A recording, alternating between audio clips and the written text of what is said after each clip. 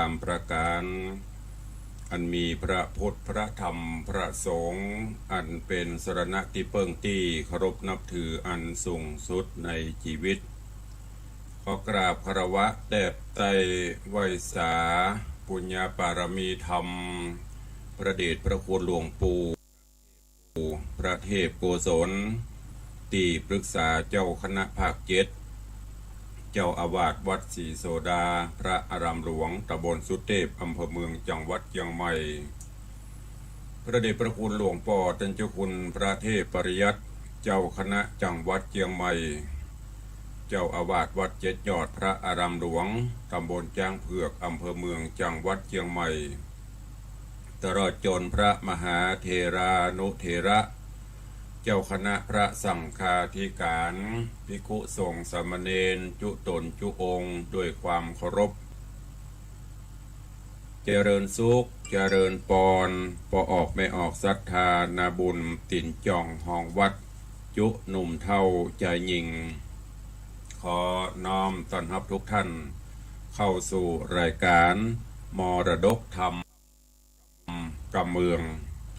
ทางสถานีวิทยุกระจายเสียงวัดฝ่ายหินตำบลสุเทพอำเภอเมืองจังหวัดเชียงใหม่สถานีวิทยุวัดหนองไก่ตำบลสันปะยางอำเภอแม่แตงจังหวัดเชียงใหม่สถานีวิทยุ CM77 วิทยุอินเทอร์เน็ตล้านนาสถานีวิทยุพระพุทธศาสนาจังหวัดเชียงไฮ้สถานีวิทยุคลื่นพระพุทธศาสนาจริยธรรม FM 96 เมกะเฮิรตซ์ตลอดจนวิทยุชุมชนเสียงตามสายห่อกระจายข่าวตามวัดตามวาตามหมู่บ้านต่างๆพร้อมกันนี้ก็ขอกราบถวายความเคารพครูบาอาจารย์ท่านเจ้าจุตนจุองค์และสาธุชนที่ได้ติดตามรับชมรับฟังการไลฟ์สดทางสถานีวิทยุสถานีมรดกธรรมกำเมืองของวัดวังสิงห์คำสถานีเฟซบุ๊กของต่าง104ธรรมะคลายเครียดเฟซบุ๊กของวัดฝ่ายหินและเฟซบุ๊กของครูบาอาจารย์ญาติโยมที่เมตตาได้กดแชร์กดไลค์เพื่อให้เสียงธรรมะสู่เพื่อนๆในกลุ่มเฟซบุ๊กไลค์ได้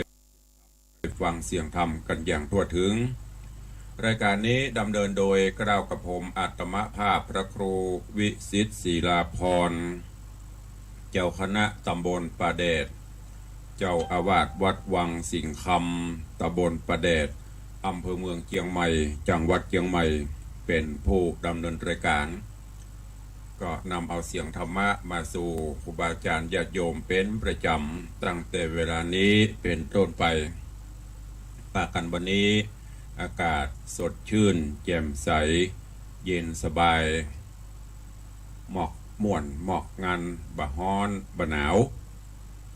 ยกเว้นต่างเชิงเขา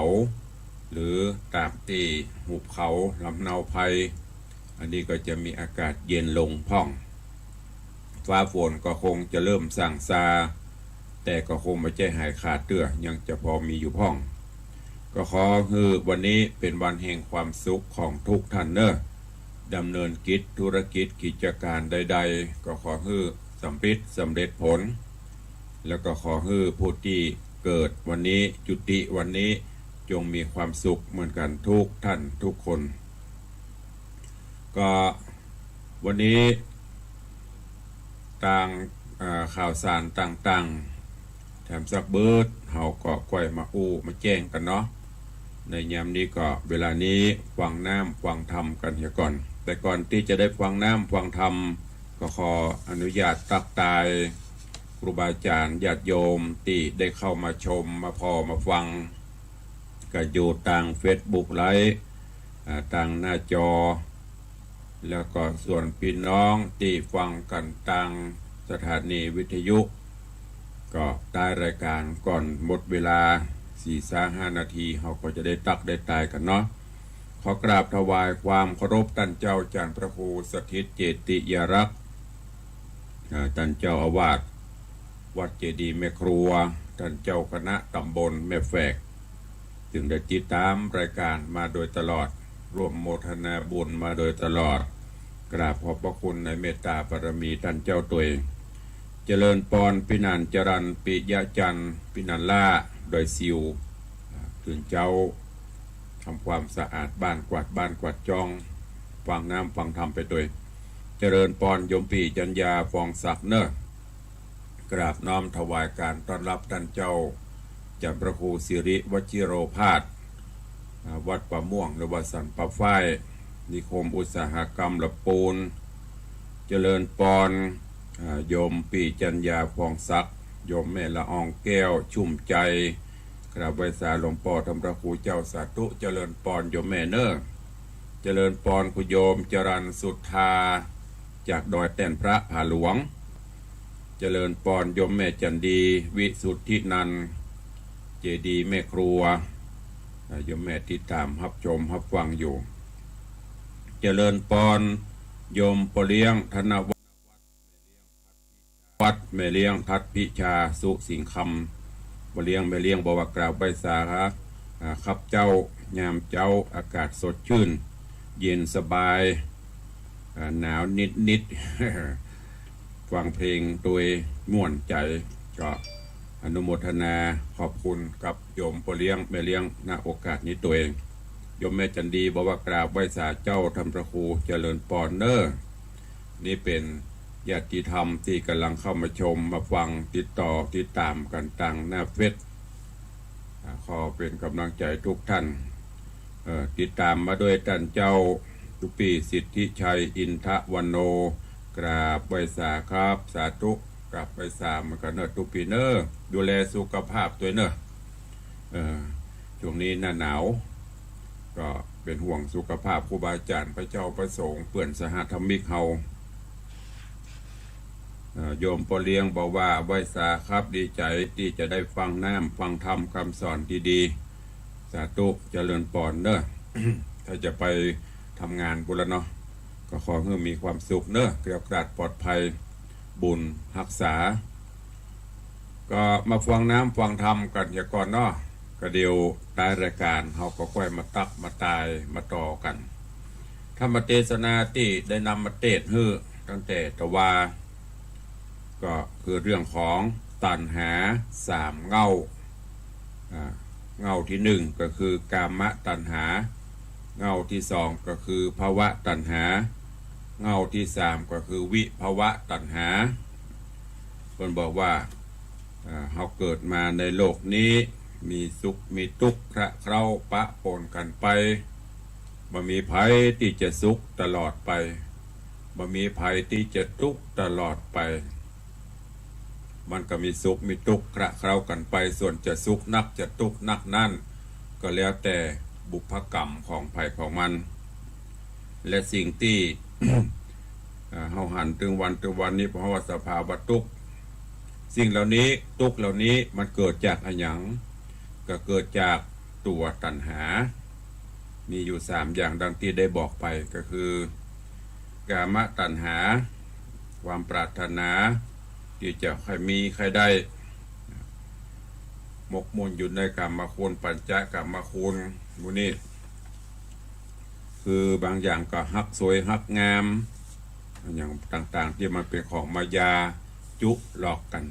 หูจอบสู้เสียงฟังสันทะสำเนียงเสียงเล่าล่วงโตกเป็นค่าของหูดังกาจอบรสหวานรสจืดรสอย่างหมดเนี้ยมันเป็นเพราะว่าเกิดจากตัณหา ตาหันก็เกิดตัณหาเมื่อตามันหันตัณหาเกิดขึ้นก็ต้องทะเยอทะยานเสาะหาไขว่คว้าหาอันที่สองก็คือภวะตัณหาใครเอาตัณใครใดนั่นอันนี้ใครเป็นอันนั้นอันนี้เมื่อได้มาก็เป็นทุกข์ ได้มาก็เป็นทุกข์อันที่สามวิภวะตัณหาก็คือความปรารถนาแม้แต่บ่ใครเป็นนั่นบ่ใครเป็นนี้ก็ยังเป็นตัณหาเป็นทุกข์อยู่ เพราะฉะนั้นญาติโยมทั้งหลายยิ่งเป็นทุกขสัจจังคือทุกในโลกโลกาเนี่ยทุกเลี้ยงลูกเลี้ยงเต้าทุกเท่าทุกแก่ทุกสปะวะทุก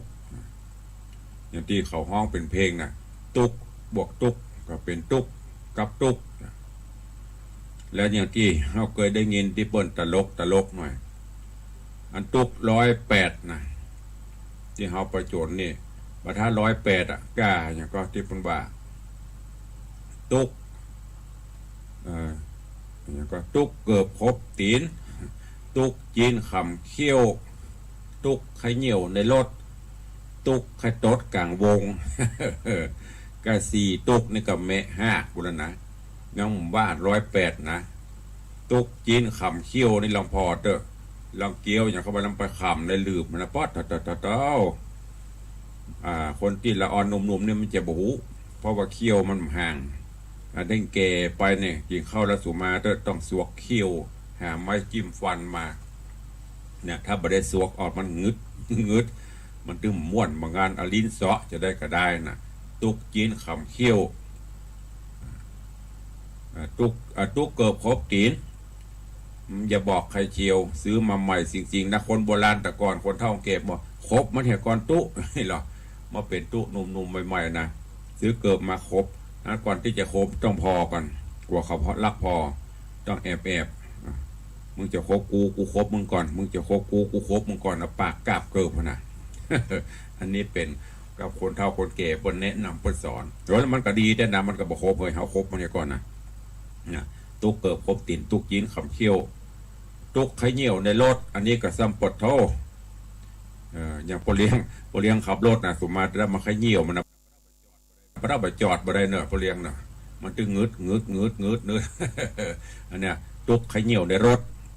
ยิงเข้าไปไกลๆสำยิงรถตีแต่นาว่าโอ้ยก็ได้กระติดไฟแดงให้มันถึงแต่เด้อไม่ได้มันจะถึงเนี่ยก็มาถืออะไรแห้งก็เดี๋ยวบอกโชเฟอร์จอดมาจอดมีเรื่องเนี่ยตุกไข่เหนียวในรถ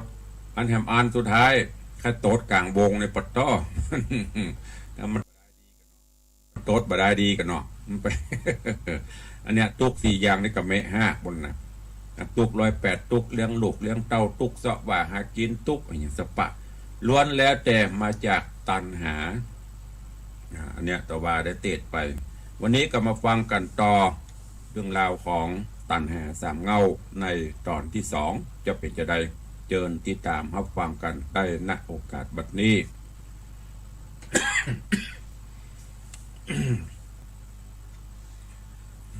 นะโมตัสสะภะคะวะโตอะระหะโตสัมมาสัมพุทธัสสะสัทธะโวฟังลาโสตุจนะสัพพุริสะตังลายตั้งยิงและใจหนุ่มเท่าตีได้ปาการเล่าติดตามถ่อมทาดาฟังยังรัศธรรมเทศนาตัณหา3เงาลำดับเรามาแถมแล้วเนอเจ้าตอนที่2เนอนาขอเชิญศรัทธาตั้งหลายจงตั้งจิตใจไม้ถ่อมทาดาฟังต่อไปนานี้แหละนาศรัทธาตั้งหลายเฮ้ยจูโอผู้โอใจพำหูดาฟังรัศธรรมังคือรถธรรมพระเจ้าฟังต่อเต้าถึงไปอย่าฟังได้บ้างเป่าฟังแล้วเล่าจำไปแถมในอย่าหนึ่งนากวันตังโสตาฟังฮือทีจักเป็นที่สอนใจ คือการเป็นคารวาสวิสัยนี่นะมันยันยุงล้างเตื้อผัวเมียเตแตกฟุ้งเปปางบ่เปบ่สัจจังผ่องแผ้วลางกู้เป็นผัวแก้วเมียแสงลางกู้เป็นผัวแปงเมียฮักลางกู้เป็นผัวยักษ์เมียผีและเมียเพศย่อมมีเหตุหลายประการลางกู้โศกสามร้านมั่งมูลตุ้นเต้าลางกู้ก็เป็นเจ้าเขาเจ้าของก็ย้อนบุญสะนองโดยตอบย้อนประกอบกองดีลางกู้มาทุกขีทุกขนาดผสมความมุ่งมาตรพัฒนามาตกตุกขามาดมาไอตุกเลี้ยงคอเลี้ยงใส่การเสาะว่าหากินเป็นตุกเมาวินขึ้นล่องกาขายตองเตียวโหนตุกเมาบนปันบาก็ย้อนตุกเป็นขาตันหาปาโลและนาล้างเตือบมาเป็นตุกโขอกปุถโธตุกกับพี่กับน้องมาบอดตัดลุ่งปองเติงหาก็ย้อนว่าสมบัตินามรดกตกทอดมาจุจอดแบ่งปันกันลางคนดีก็หันแต่ใดลางคนใจมาดใหม่โดยโลภะโลภบังอำมาหันเงินหน้าดำมาหันคำหน้าเศร้าบ่เอาตามแบบเบาศีลธรรมคนชีพหายวายวัมวินาศตกบ่วงบาดเขคำก็ย้อนเรื่องคำมีบ่ใจน้อยล้างคนเถิงเป็นถอยเป็นความบ่ครับตามศีลธรรมพระเจ้าว่าการตามแบบเบาสุจริตจูงปากันคิดพิจารณาทีทุนทรัพย์สิ่งของล้วนเป็นสถานตามกรรมโบราณว่าไว้เสียเงินเสียคำเป็นของหิหาได้ก่อนเสียน้ำอกน้ำใจจักเอาที่ไหนมาหม้อสังบอกกึดพอดเล็งดูลังคนเป็นศัตรูเหมือนงูกับเขียดถือกำเกียดโกธาบอกว่าบงสาปีน้องจังมาบอดตัดโปบอดตัดปองหากันเป็นเผ่าโป่งปันวงญาติบ่ใจจะขาดกันไปนาให้ป่าเฮอมาตุกจ่าตุกมาของอันนี้เกิดตุกกับพี่กับน้องมันจ้างหูมีเจรนาอันว่าคนเฮานี้นะเกิดเกิดมาในโลกาลุ่มลาจุงตังนาจำเริญธรรมตั้งกุศลกรรมกวนเตียวไตอดเว้นใดตั้งมองมัวอันต้านตัวถ้าลงตุกลำบากมันหากมีมากหลายปาคนจิบหายลำโลนนี้บ่โป้นมันหากทรมานตามกรรมโบราณกล่าวไว้ว่าหนีฝนบ่ปนฟ้าหนีฟ้าบ่ปนกลางวันหนีต่างคมบ่ปนต่างสันกันหนีบ่ตันหัวอกยักแตกกันอกบ่แตกก็แบกไปเฮนาน ในโลกสงสารนี่นาหนอมันเป็นปะมันบ่เป็นแก่นแก้วบ่ฮือแล้วดังกรรมปณิธานสัทธาสาธุจะนาเลยอย่าเป็นคนตันปัญญาบอดฮือได้กึดฮอดถึงสังขารธรรมอันมาประจำตัวเฮาตัวเก่ามันเป็นของเน่าศูนย์เป่าศูนย์ได้จุงพิจารณาในร่างกายของเฮาของต้านเป็นของละล้วนเปื่อยปุดปางอสุพังบอดีงามสังสักเยื่องเป็นไปตามเรื่องกฎธรรมดาบอกวันละสาพับมาดบอกวันขาดอาหารตั้งใจหาอาหารต่างในมาเตื่อมแทงคือมาหูเจ้งตั้งศาสนาเอาวัดเอาวานั่นนะมาเป็นที่เพิ่งอาสะไหลซึ่งศีลธรรมบ่เป็นคนดำกำเศร้าอยู่ตามแบบเบาแห่งคนดี อ่านโคนในโลกีนินามีมวลมากตันหาลากปาเป็นสร้างก่อกรรมเวรนาถ้าถมนาถมแน่นปาบาปแลนตัวตันยิ่งโลกปัจจุบันนี่นะ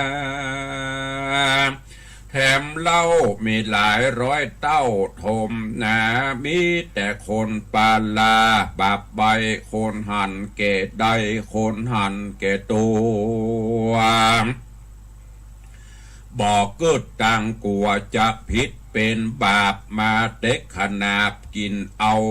ตังจุเผาหลอกตมเอาจนเปิ้นล้มบอดวำวายเมตังเจิงลายเล่ลิ้นคนปอกปินลอดลวงพรางซ้อหาตั้งกินง่ายตั้งจุตั้งไล่หลอกตุนเอาก็มีมากและนามแถมน้อยอย่าหนึ่งนามโนสาอันว่าคนเฮาจังมัวเมาลงโลกเอากามาโพกเป็นประมาณหานว่าโสโลกสงสารนี่นาเป็นที่ตั้งแห่งความสุขเป็นที่สนุกอันวิเศษที่แต่คือกิเลสตั้งมวล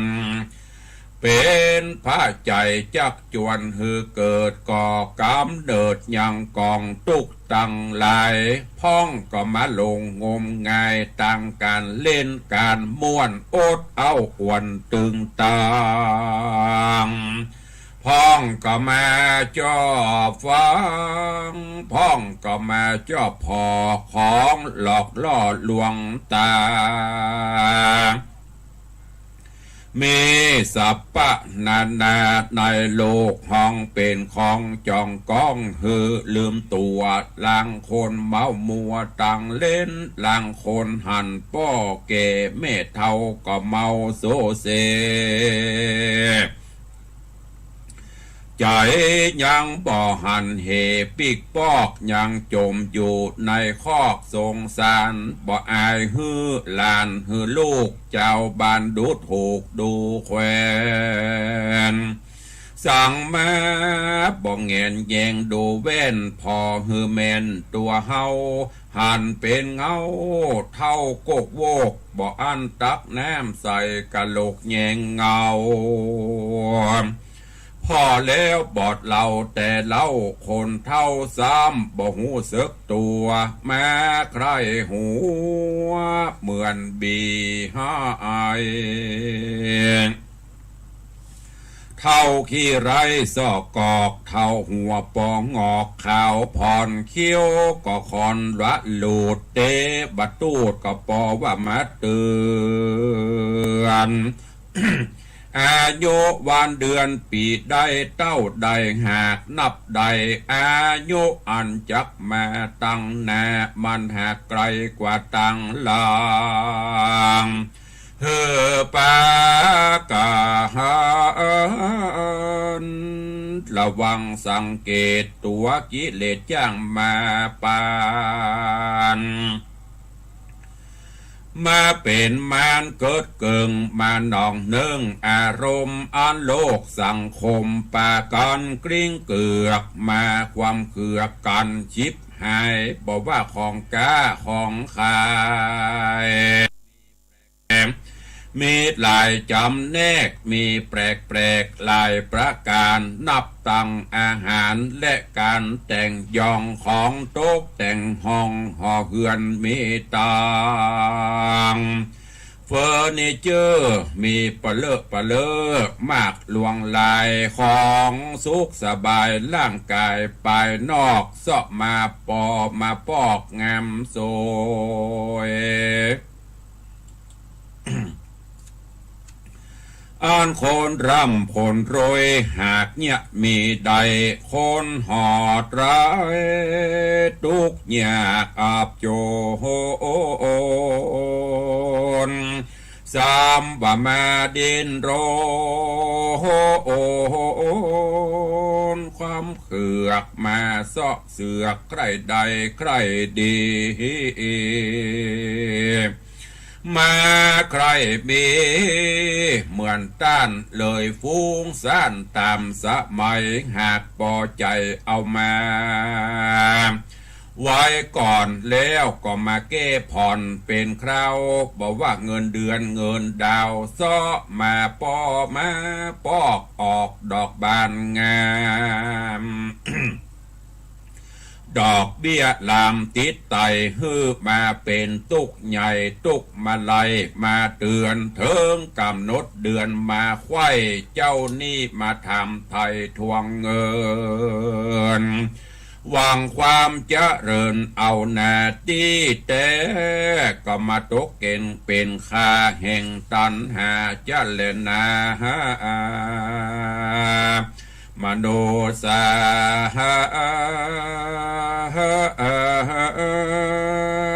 อ่านว่าคนเฮานี่นะหากมาจากกล่าวโหจีมาจอบหุ่มเป็นนี้ไว้กับตนกับตัวบ่หูจักกลัวความทุกข์ยากและความลำบากเมาเวร ล่างคนบอดนากินเลี้ยงใส่มาใครใดใครมีใครเป็นเศรษฐีกินง่ายลองตั้งไพ่พายกันพนันมาแข่งกันขันต่อจองของจอบล่อใบหวยย้อนใครล่ำรวยมีนามีตาบุญปรมีบอกแก่กล้ามาใครหมื่นตาส่องฟ้าแข่งตาวันวาสนาบ่เติงตันบุญบ่พันปันแบ่งย้อนมาใครแข่งป่าละมีลางคนปอบ่มีเสียงหมดเลี้ยนเกลียงต่างบ้านต่างจองต่างเงินต่างทอง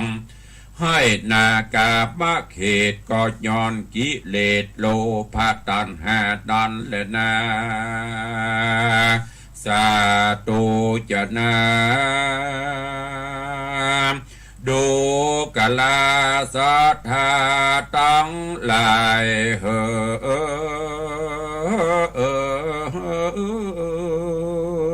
อย่าได้ละเลยพระมาตกใต้อำนาจของอารมณ์จ้างหุ่มไปนิยมกับสิ่งของมาใหม่หามาย่องมาใส่เลือลาย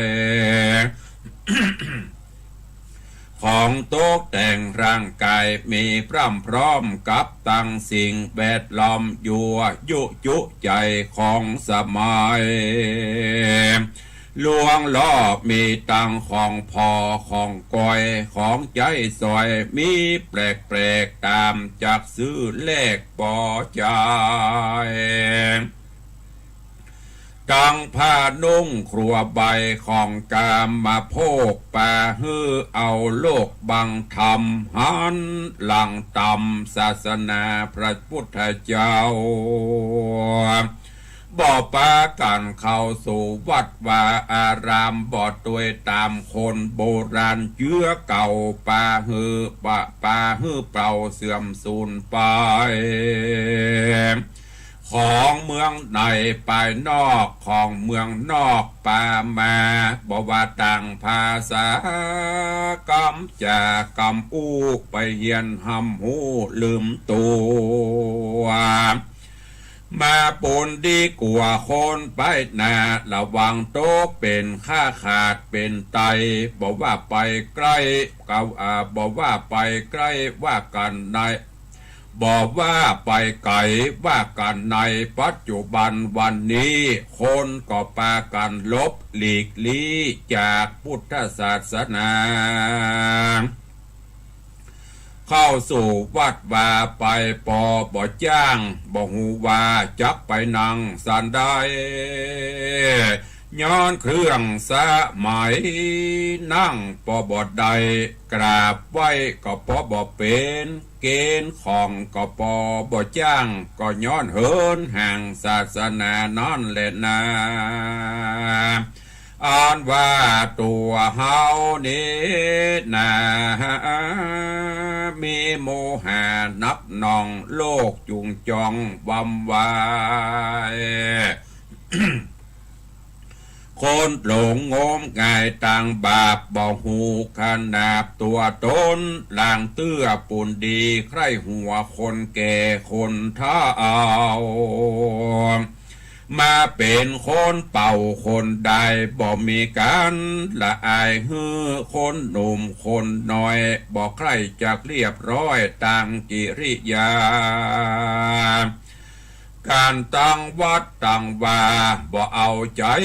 ใส่เอาตังกบตั้งไก่เป็นอาจีนเรื่องต่างศีลธรรมบ่สะนำจำได้ตั้งกรรมสากรรมไว้และกรรมปอนบ่หูจักสอนจักซ้ำบ่หูปั้มเป่งเปลี่ยนป่าปอบ่โอดใจเฮียนตามแบบเบาเป็นคนเกศเท่าก็เพื่ออายุสังขารเถิงคราวลูกหลานมาสะหัวดำเกล้ามาตานขันเข้าปีใหม่วันดีคบไว้มีวัดสาเข้าออก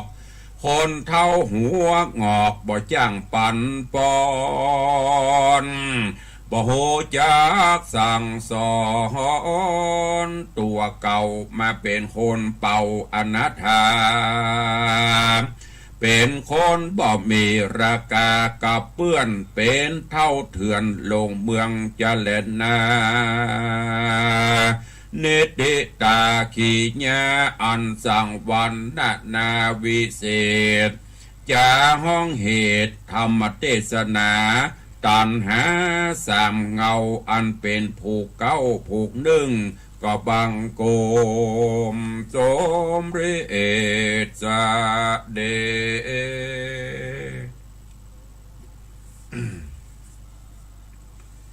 พระธรรมเทศนาเรื่องตัณหาสามเงาผูกที่หนึ่งจบปริปุณนังไปฟังแล้วก็เก็บแกะกรไกเอาแก่นเอาสารน้อมนำไปคิดนำไปพิจารณาเนอะก็ดังที่ได้บอกธรรมเทศนาเรื่องนี้เตดได้เข้าได้ทุกยุคทุกสมัยแต่งแต้มโดยประเดชพระคุณหลวงป่อท่านพระครูโอภาสคณาภิบาลอดีตเจ้าคณะอำเภอฮอดอดีตเจ้าอาวาสวัดหมื่นสาร หลวงพ่อเพิ่นได้แต่งทำเทศน์กระม่วนมีสาระประโยชน์นะก็หลายบ่ว่าจะเป็นตัณหาสามเงาบ่ว่าจะเป็นหมอกมุงเมืองบ่ว่าจะเป็นปัญหาโดยหนีบหลายเรื่องที่หลวงพ่อเพิ่นได้แต่งเทศนาให้ญาติโยมทั้งหลายฟังสิ่งสาระต่างๆเกิดทำในวันนี้ก็ดังที่ได้บอกไปว่าที่เฮาเป็นไปตภาวะตามต่างๆนั่นก็เพราะกิเลสตัณหามันปาไปอย่างทำเพิ่นบอกตะเกียตัณหาตาหันชอบสู้ในสิ่งต่างๆการมารมฉันทะสำเนียงนำจิตนำใจไปคระครุงคะเขาและยิ่งเฮาอายุเฮาสังขารธรรมของเฮามันก็แก่ก็เท่าไปถึงวันไกลจากวันที่จะต้องไปถึงวันอายุที่เฮาเสี่ยงไปเฮาบ่สามารถที่จะเอาคืนมาได้เพราะฉะนั้นที่เหลือนั้นจะนักหุจะน้อยก็บ่หุจะไปจอดที่ไหนจะได้เฮาก็บ่หุดังนั้นก็ต้องหมั่นเสาะแสวงหาซึ่งศีลธรรมคำสอนเนี่ยแล้วก็ของที่ดีที่งามเอามาใช้ปฏิบัติอย่างทำบทบอกตะเกียบางคนปะเท่าหัวปะงอกวัดก็บ่เข้าพระเจ้าก็ไหวพระก็ไปจ้างเกณฑ์ขันก็เป็นให้เปิ่นยิ่งเฮาเหินห่างไปเท่าใดลูกหลานตานเต้าก็ขาดความเคารพนับถือเพราะฉะนั้นก็ต้องเอาศีลธรรมน้อมนำมาคิดมาพิจารณาเอามาใจเนอะยิ่งสังคมปัจจุบันเนี่ยคนเฮาปากันไปหลงสิ่งต่างๆอันเป็นของไปนอกกายเมื่อเฮาหลงอย่างนี้นับสุดท้ายมันก็ทิ้งไว้เป็นสาทานคือลูกคือหลานได้ใจได้สืบไปสิ่งที่เขาจะได้ติดตามไปก็มีแต่บุญมีแต่บาปตอนถ้าเขาบอกวนขวาบุญบอกวนขวาอย่างไว้เมื่อเขาสิ้นลมหายใจจากไปไผ่เราจะช่วยเขาได้ครูบาอาจารย์นักปราชญ์ราชบัณฑิตมีพระพุทธเจ้าเป็นต้นพระองค์ก็ทรงหันภัยในวัฏสงสารเหล่านี้เปิ้นจึงออกแสวงหาโมกขธรรมแล้วก็นำเอาธรรมะเหล่านั้นมาชี้แนะชี้นำสอนสั่งสรรพสัตว์ทั้งหลายเพื่อที่จะได้ข้ามล่วงพ้นโอคะวัฏสงสารนี้ไปได้ จึงขอฝากไว้กับทุกท่านเนอะนำไปคิดพิจารณานำไปใจเวลาก็ล่วงเลยไปบุยนักแก่เนาะก็เดี๋ยวเขาจะได้ตักได้ตายกับพี่น้องศรัทธาตั้งหน้าใหม่ก่อนที่จะไปหน้าใหม่ก็ ตักตายพี่น้องที่เข้ามาบรรลุนหลังจากที่ตักตายไปรอบแรกวันนี้ตกรอบแรกมาเป็นรอบที่สองขอเจริญปอนตอนรับโยมยายเพลินเพื่อนเกษตรกราบไหว้สาเจ้าสาธุเจริญปอนโยมปีหมอมัทนาอัมพันธ์กราบไหว้สาหลวงพ่อเจ้าท่านพระครูสาธุเจริญปอนโยมเพชร กำลังเข้ามาชมแล้วก็โยมกาบแก้วคำเปงโยมเกศินีโยมเกศินีแล้วก็มีโยมอัญชลีคำกิติโยมตู่กับใบสาครับผมสาธุเจริญปอนเนอร์โยมอินจันรูมาใบสาครับท่านพระครูเจริญปอนเนอร์นี่เป็นผู้ที่ติดตามรับชมรับฟังกันทาง Facebook ไลฟ์สดพี่น้องต่างจังหวัดเชียงรายเนาะก็มีปะอุ้ยแม่หมอนหลายท่านหลายคนที่ได้ติดตาม ต่างเชียงรายนี่ตะวาก็มีปะอุ้ยอายุปป91แล้วก็ปะอุ้ยแม่อุ้ยจากอำเภอเทิงบุญโทรเข้ามาใครฟังทำเรื่องเก่าๆเดิมพอดีที่ต่างสถานีวิทยุพระพุทธศาสนาจังหวัดเชียงรายเปิ้นจะได้เอาเทปไปออกเนาะเป็นเทปเพราะนั้นอันอาจจะล่าช้าไปหน่อยก็เป็นยังฟังกันไปเนอะถ้าติดขัดจะได้ก็โทรศัพท์เข้าไปที่สถานีของวัดพระแก้วจังหวัดเชียงรายพุ่นเนอะเพราะว่าบางเตื้อเมื่อคืนโยมจะโทรมา เพราะว่าเปิ้นออกที่สถานีวัดพระเกี้ยวนั้นจะเป็นภาคกลางคืนเวลาประมาณทุ่มถึงทุ่มเกิงหรือว่า2 ทุ่มเนี่ยบ่แน่ใจก็จะมีปออุ้ยแม่หมอนจังโทรมาตุลุงในวังแม่นก็ขอบคุณเนอะที่ได้ติดตามถึงแม้จะเป็นสดหรือว่าจะเป็นเทปก็เป็นธรรมะเหมือนกันติดตามรับฟังตะวาได้ยินเปิ้นว่าบุญละวงโหงอมาตย์นี่ก็จบตะวาตีต่างเชียงไฮ้นะก็ขอบคุณตัวกาบวิสาท่านเจ้าเนอะมหาพรหมวิมลวัฒน์ท่านจัดพระครูปลัดวิมลวัฒน์วัดพวกจ้างได้เข้ามาชมก็ขออนุโมทนาตัวก็วันนี้เป็นวันสอบธรรมสนามหลวงของพระเจ้าประสงค์ลูกพระลูกเนนเนอะทั่วราชนาจักรเป็นวันที่3 วันนี้วิชาพุทธประวัติอย่างที่ได้บอกไปอาจจะเป็นวันครบรอบวันเกิดก็ดีวันอย่างก็ตามเนอะท่านผู้ใดมีเจตนาใครถวายภัตตาหารเพลถวายน้ำปานะคณะกรรมการควบคุมดูแลการสอบก็ดีลูกพระลูกเนนก็ดีไปได้สระปีวัดพระนอนปะเกทีห่างดงบันเนใจถ้าบัดหนองตองก็กลับไปงามอำเภอเมืองนี่มีสนามสอบวัดพระสิงห์1 แห่งวัดเชตุพน1 ที่แล้วก็ที่วัดศรีโสดา ตุลุงได้ไปอยู่ประจำจุดสนามสอบวัดศรีโสดาเพิ่นเริ่มสอบกันตั้งแต่เวลาบ่ายโมงเที่ยงก็เข้าห้องละฟังธรรมะ ฟังโอวาทจากประธานจากพระเถระผู้ใหญ่บ่ายโมงเริ่มสอบสันทรายตีวัดวิเวกมณารามใครจะไปเลี้ยงเพลไปถวายน้ำไปได้เนอะแต่ละตีก็หลายอยู่อย่างแต่ละสนามสอบนี่บางสนามก็เป็น100บางสนามก็40-50อยู่ก็แจ้งทุกท่านตัวแล้วก็มี ข่าวฝากประชาสัมพันธ์มาจากวัด7 ยอดวัด7 ยอดก็จะมีงานบำเพ็ญกุศลพระราชทานเพลิงศพท่านพระครูกิติปริยติยธรอาจารย์มหาสงฆ์หรือหลวงปู่ป่ะหลวงปู่อายุบน85ละภาษา65ละอดีตผู้ช่วยเจ้าอาวาสพระลำหลวงวัด7 ยอดเนอะเปิดนิมนต์ตุลุงวันที่28แต่กำหนดการต่างๆวันประชุมวันพระราชทานเพลิงนั้นไม่ได้แจ้งเข้ามาก็แจ้งให้ทุกท่านตัวไปร่วมโมทนาบุญแล้วก็ที่วัดหนองปะครั่งก็จะมีงานพระราชทานเพลิงศพท่านพระครูสุพัฒนกิจโสพลอดีตเจ้าคณะตำบลตาสลาหนองปะครั่งเจ้าวาดวัดหนองปะครั่งเนอะเริ่มตั้งแต่วันอังคารที่14 ธันวาคมไปสิ้นสุดวันสุดท้ายวันพระราชทานเพลิงศพวันเสาร์ที่18 ธันวาคมณที่เมนชั่วคราววัดหนองปะครั่งอำเภอเมืองเชียงใหม่เชิญทุกท่านร่วมทำบุญสุนทานโดยทั่วกันวันที่9 มกราคมเนอะสาธุชน FC แฟนรายการเชิญร่วมงานทำบุญสถานีวิทยุ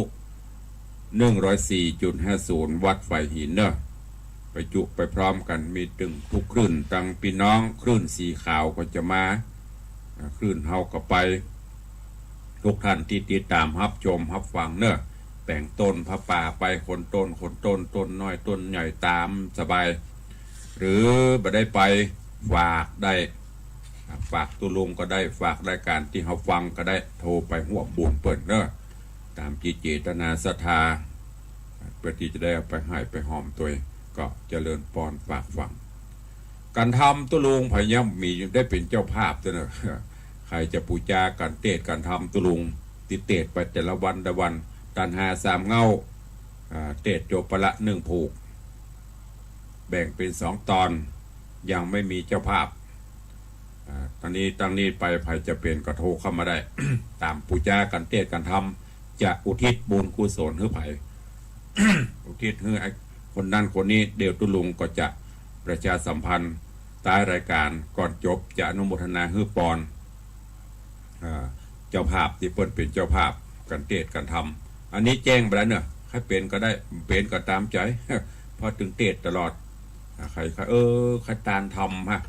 ไม่ได้ไปวัดยุคโควิดตานปูจาทำนี่เลยเป็นเจ้าภาพผูกกี่คนก็ได้ไม่จำกัดผูก20 บาท30 บาทก็ตามใจแจ้งเข้ามาได้ไม่มีปัญหาก็ปากไว้ตัวเองเอาแล้วเนาะวันนี้จะได้ตักได้ตายดังหน้าใหม่ตะกี้ตอนนี้จอดอยู่ที่จันพระครูประหลัดวิมลวัฒน์ทาง Facebook ส่วนตังหน้าใหม่ใครจะอู้จะจะจ๋าจะสนทนาหรือจะเป็นเจ้าภาพปูจากันเทศกันทำเข้ามาได้ตั้งแต่เวลานี้0817836540สายแรกจะมาจากจอกใดแก่งใดมุมใดเข้ามาได้0817836540เจริญปอนปอเลี้ยงธนวัฒน์สุสิงห์คำมหารัตนอุบาสกผู้ใจบุญเจริญปอนเจ้าทุกคนทุกองค์ไว้ทักษิณบุญเด้อตั้งกันได้เรื่องพันเด้อสาธุสาธุสาธุมันสาธุขอบคุณอนุโมทนาสาธุบุญรักษาปอเลี้ยงตัวมาแล้วเจ้าภาพเจ้าศรัทธากันเทศกันธรรมโยมปอเลี้ยงธนวัฒน์โยมแม่เลี้ยงทัดพิชาสุสิงห์คำเป็นปฐมฤกษ์บริจาคปูจากันเทศ1,000 บาทสาธุสาธุสาธุสายต่อไปใครจะอู้ตัวของปอเลี้ยงนี่เปิ้นอุทิศบุญกุศลให้ปิตามันดาปออุ้ยแม่ม่อนอันมีโยมปออุ้ยเฮือนแม่อุ้ยหลานอันมีโยมปออุ้ยมอนสิงคำแม่อุ้ยสุใจแก้วเป็นต้นทุลิญะตระกูลเขมาชะตระกูลทองดงตระกูลใจแก้วนี่ตลอดจนพอเกิดไม่เกิดที่สำคัญถวายกับแม่ย่านางที่ปกปักรักษายานพาหนะรถรางที่ปนใจขอบุญกินบุญตาลหนุนนำปกปักรักษาเนอะโรยแล้วก็ขอให้โรยติ๊กนะค่อยๆโรยอย่างปอเลี้ยงก็ตัวปนกะ ดูดีมีสุขสบายด้วยบุญญาบารมีสายต่อไป0817836540อย่างดับปิ้งวินบอย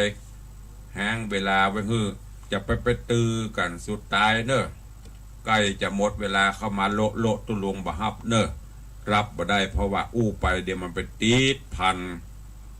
พอมันติดพันแล้วมันก็ไปเบียดเวลาของเปิ่น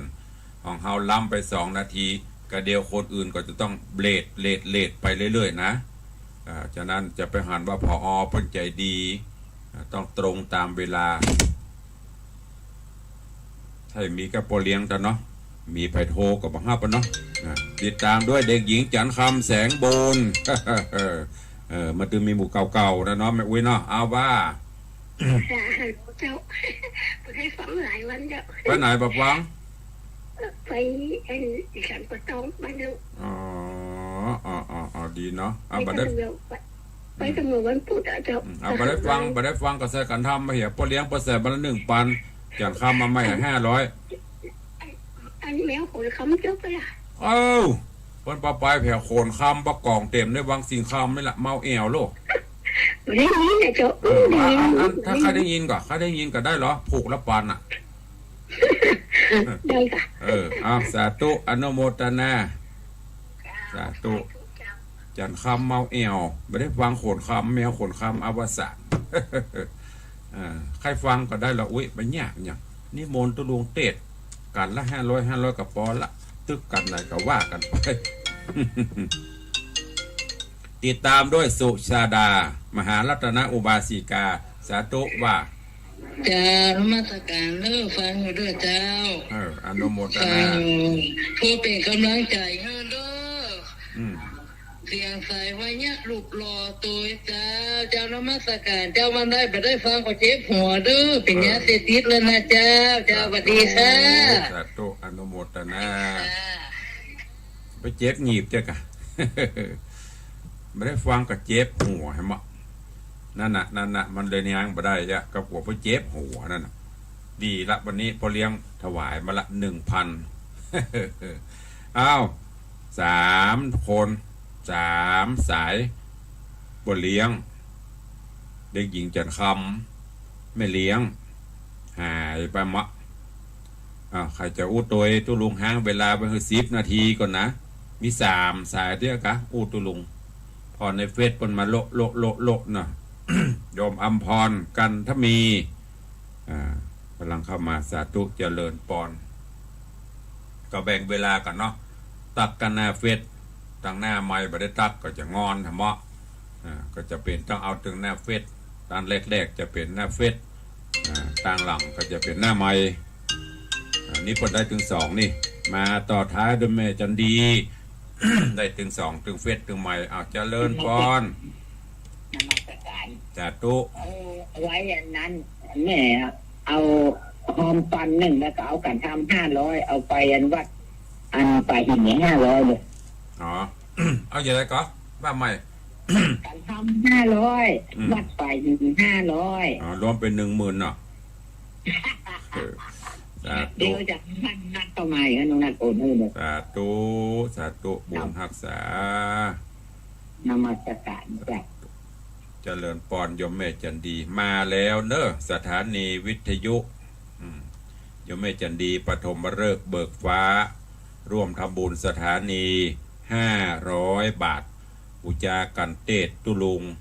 500 บาทรวมเป็น1 ล้านไม่ใช่รวมเป็น 1,000 ของปเลี้ยงธนวัฒน์แม่เลี้ยงทัดพิชาสุสิงคำอุจากันธรรมตุลุง 1,000 บาทสาธุอนุโมทนาบุญเนอะจะไปสะดุ้งเนอะหอมก็ได้บ่หอมก็ได้ลุงเดือดร้อนหอมได้ก็ดีบ่หอมก็แล้วไปเจ้าว่าโอ้ผลหอมกับคนปานกันฮะเฮามีสตางค์บ่ได้อู้ตุลุงไม่ใช่นะอู้เข้ามาโทรเข้ามามีก็